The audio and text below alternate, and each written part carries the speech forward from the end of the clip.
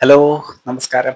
അപ്പോഴേ ഇന്ന് ഞാൻ ഉച്ചയ്ക്ക് ടി വി ന്യൂസ് കണ്ടുകൊണ്ടിരുന്നപ്പം ഒരു വാർത്ത ഞാൻ കണ്ടു കേട്ടോ.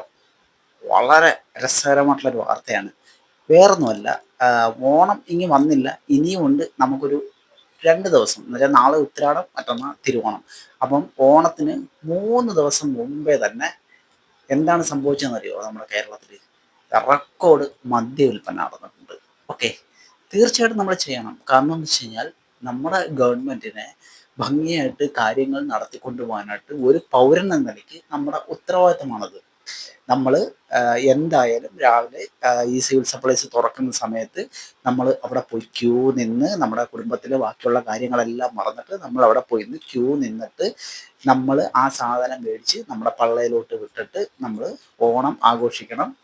അങ്ങനെ നമ്മൾ നമ്മുടെ സർക്കാരിന് നമ്മൾ കോടികളുടെ ലാഭം ഉണ്ടാക്കി കൊടുക്കണം.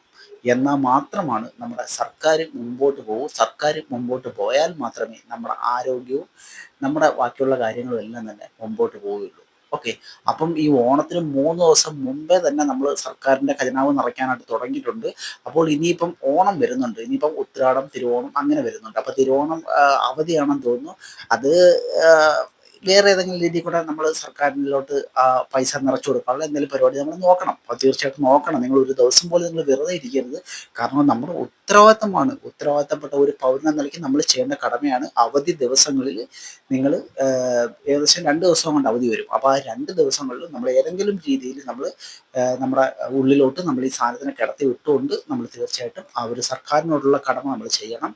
അപ്പം എന്തായാലും ഓണം കഴിയുമ്പോഴേക്കും ഇപ്പം തന്നെ റെക്കോർഡ് മദ്യവില്പന. അപ്പം ഓണം കഴിയുമ്പോഴേക്കും റെക്കോർഡുകളെല്ലാം ഭേദിച്ചുകൊണ്ട് മെഗാ ഹിറ്റായിട്ട് മാറണം എന്നാണ് എൻ്റെ ഒരു അഭിപ്രായം എന്ന് പറയുന്നത്.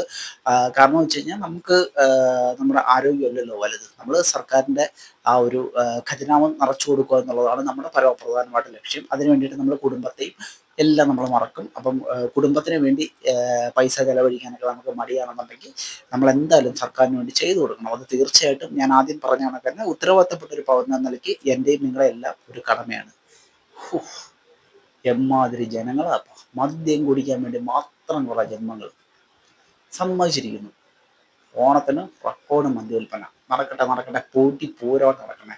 കരളും കുടലും എല്ലാം ദ്രവിച്ചിട്ട് നിങ്ങൾ മെഡിക്കൽ കോളേജിൽ പോയി കിടക്കുമ്പം സർക്കാർ കൊണ്ടുതരും. ഓക്കെ.